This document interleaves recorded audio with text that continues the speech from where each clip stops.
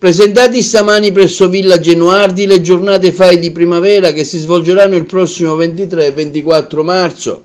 In tutta Italia si viteranno dei luoghi particolarmente attraenti per la loro riscoperta. L'iniziativa viene avallata dalle guide FAI, studenti dalle vere scuole che si mettono a disposizione dei visitatori per fare loro da ciceroni.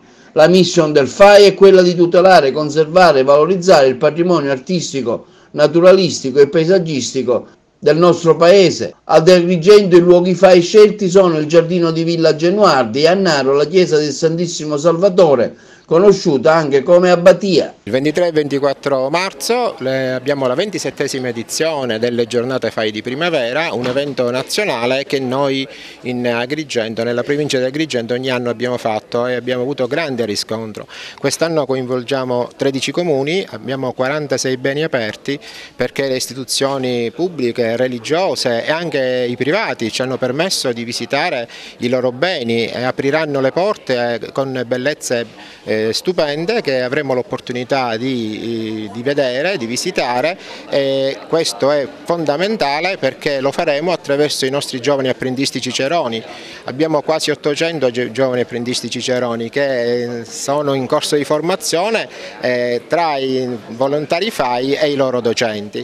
È importante pensare quest'anno al progetto Ponte tra Culture, è un progetto che il FAI ha voluto portare avanti perché è fondamentale che l'interculturalità permetta appunto di mettere insieme le varie conoscenze, e noi ad Agrigento abbiamo la fortuna di avere due beni che rappresentano questo ponte tra culture. Uno è quello dove siamo adesso ed è il giardino della Villa Genuardi, dove sono presenti delle piante asiatiche per esempio. Un altro è il bene della chiesa di Santa Caterina d'Alessandria a Naro, che viene costruita non su un'antica chiesa, non su un antico tempio, ma su un'antica moschea.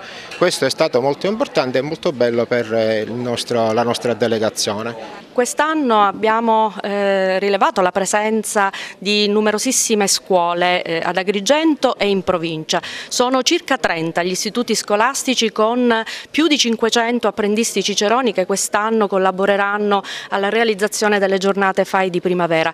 Questo a testimonianza del fatto che l'iniziativa non soltanto ormai è un appuntamento atteso dalla cittadinanza tutta, ma è anche un momento di formazione per i ragazzi che hanno la possibilità di vivere da protagonisti, di raccontare, anche se solo per un fine settimana, le meraviglie del loro territorio. Ed è anche un momento, dicevo, di formazione, perché l'esperienza costituisce anche un momento nell'ambito del progetto di cittadinanza attiva. Speriamo quindi possa essere una bella festa, una festa all'insegna della cultura e dell'arte. Negli anni passati con un gruppo di docenti e di nostri ragazzi hanno fatto anche le guide, hanno partecipato al progetto e stamattina siamo qua per continuare in questa manifestazione che è abbastanza importante anche per i ragazzi. Sì, anche quest'anno noi partecipiamo alle giornate FAI con i nostri ragazzi e siamo presenti sia su Agrigento che su Aragona, ed è un'opportunità importante per loro perché possono in questo modo conoscere